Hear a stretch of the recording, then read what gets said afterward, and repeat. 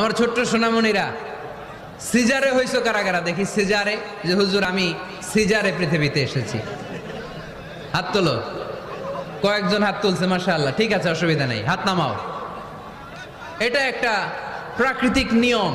মায়ের পেট থেকে পৃথিবীতে আমরা এইভাবে আসি। কেউ প্রাকৃতিক পদ্ধতিতে আসি, কেউ সিজারে আসি। যারা সিজারে আসছে তারা এই কষ্টটা সহ্য করে নাই, তাদের অন্য ধরনের স্ট্রাগল পৃথিবীতে আসার পরে।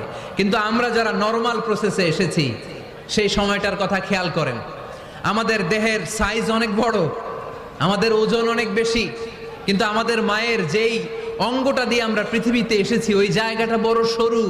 খুব ছোট্ট একটা জায়গা দিয়ে এই বিশাল দেহ নিয়ে আমাকে সংগ্রাম করে আসতে হয়েছে, ঠিক কিনা? এবং এটা ল্যাবরেটরিক্যালি প্রুভড, সায়েন্টিফিক্যালি অ্যাটাস্টেড যে এটা একজন বাচ্চার জন্য, নবজাতক নিউ বর্ন বেবির জন্য খুবই স্বাস্থ্যকর, খুবই হেলদি। কারণ এই ছোট্ট জায়গাটা দিয়ে, মায়ের ওই ছোট্ট অঙ্গ দিয়ে আমরা যে পৃথিবীতে আসি, আমাদেরকে একটা চাপ সহ্য করতে হয়। ওই চাপের কারণে আমার নাকের ভেতরে, কানের ভেতরে যে ধরনের দূষিত গ্লিসারিন আছে, পদার্থ আছে, এগুলো সব বের হয়ে যায়। আর এই প্রচন্ড চাপটা আমাদের দেহটাকে কর্ম সহিষ্ণু হয়ে গড়ে তুলতে সাহায্য করে। কোন সুবহানাল্লাহ। সেই দিন আমরা স্ট্রাগল করে পৃথিবীর বুকে এসেছিলাম। যেদিন মায়ের পেট থেকে যুদ্ধ করে আমাকে পৃথিবীতে আসতে হয়েছে, ওই দিন আমার কান ছিল? এখনকার মতো কানের শক্তি ছিল? এখন যে হাতে শক্তি, ওই শক্তি ছিল? ওই কঠিন পরিস্থিতিতে যদি আমি সংগ্রাম করে টিকে থাকতে পারি, বর্তমান সময়ে আমাদেরকে কেউ আটকায় রাখতে পারবে না, পারবে না। ইন্নাকা কাদিহুন ইলা রাব্বিকা কাদাহান ফামুলাকি। আল্লাহ বললেন, ও বনি আদম, তোমাকে কষ্ট করতে করতে আমার কাছে আসতে হবে। আবার আল্লাহ বললেন, লাকাদ খালাকনাল ইনসানা ফি কাবাদ।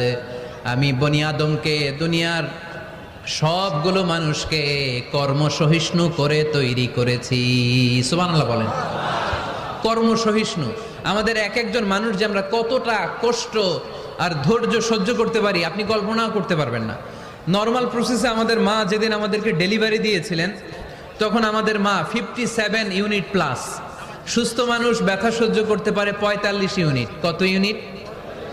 কিন্তু আমাদের মা যেদিন আমাদেরকে দুনিয়ার বুকে এনেছিলেন, সেদিন আমার মা, আপনার মা ব্যথা সহ্য করেছিল 57 ইউনিট প্লাস, 57 ইউনিটেরও বেশি।